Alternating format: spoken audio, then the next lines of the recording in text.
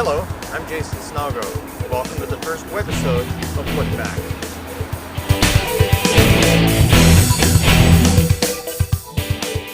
Well, this is our first webisode, and Lookback is part of a Canadian company called Canbay, specializing in antiques and collectibles. And since this is our first webisode, I thought it'd be a pretty good idea to tell you exactly what an antique is, what makes an antique, what makes that antique rare and valuable. Just because something's old doesn't necessarily mean it holds value. One of the most common questions that we would get asked is, how much is this worth? Or how much will you give me for this? Or I've got these real old plates, you know, they're an antique, they're worth something. Well, that's not always the case. Let's just take a look at a few items and what their actual value is and what exactly they might be worth.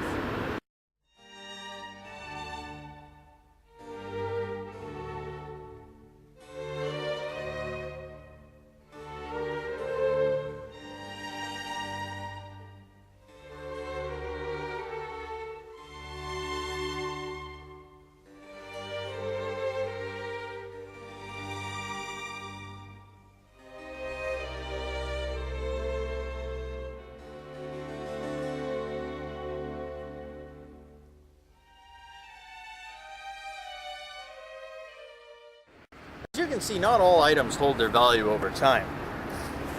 This essentially happened after World War II, when mass production really kicked into full gear. Years ago, you would have people that worked for hours manufacturing this stuff, you know, handcrafted, hand-designed. Once mass production really kicked in after the Second World War, and with the advent of plastics, stuff was pumped out by the thousands, flooding the market. And now, as a consequence of that, there are hundreds of these items, and they're easily attainable. Every home has them. So this will kind of offset their value. Now, let me give you an example. I recently purchased a game to show you, and let's take a look at this game.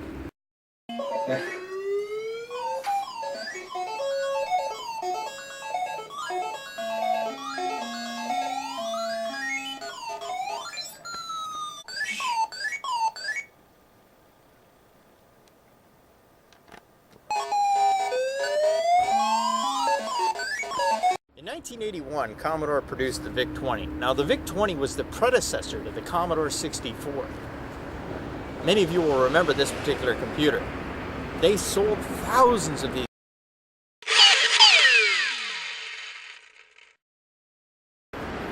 Well, also produced with the Commodore VIC-20 were thousands of games. One of them was called Adventureland, as you can see. Now, Adventureland was produced in vast quantities. Its eBay value right now is $4.75. I found one undercompleted as of this date. When the market is flooded like that, every household has these products. They're easily attainable. So again, the value on these items doesn't hold its ground. So as you can see, all antiques don't hold their value.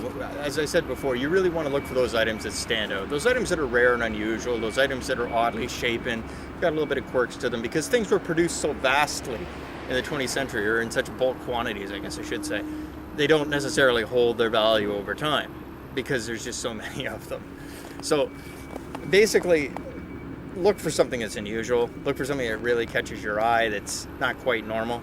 And that's something that you stand to benefit from in the future.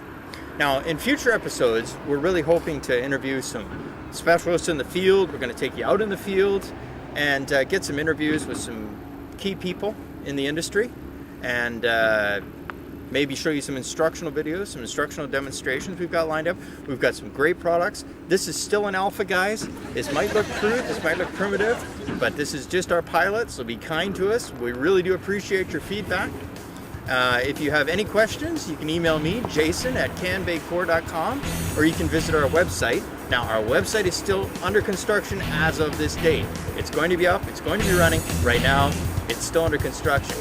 So bear with us, stay tuned for more videos, and we look forward to seeing you in the future. Thank you very much.